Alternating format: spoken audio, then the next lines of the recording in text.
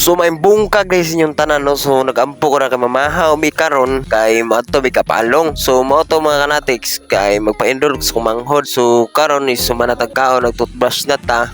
Siyempre, manghilamos, karmawa ang mga hugaw sa naong. Then, fast forward na dito mga kanatiks, no? So, nagbiyahe na may kay medyo udto-udto naman. Kaya basing alangan may bagay, basing daghan pagpila dito. Then, fast forward, abot na rin sa munisipyo sa Kapalong mga kanatiks kinaami bayaran. Kaya pag abot naman dito mga kanatiks, ipabalik may kay pagpa-enroll lumidaan o sa may magbayad. So, na namin rin sa Kikas mga kanatiks, sila lang duha may nanulo dito kay bawal daw ang daghan. Nya while nga naghulat ko sila kay perti man gutuman so nagtimo-timo sa Rio Sprite o pan. So mao rin ang atubangan sa Kikas mga kanatiks so perti nakuha. Nya mga kanatiks finally igo-igo punting paniud to na humana sila. Then wala mga kanatiks libre paniud to aning gwapa nga babae nga kauban na mo karon dili na i-reveal ang iyang name. Then fast forward mga kanatiks is nagbiyahe naman na kay magkuha mi sa PSA niya kay nabilin sa balay. Then pag abot sa balay mga kanatiks is nag-relax ako kay katugon kay ko.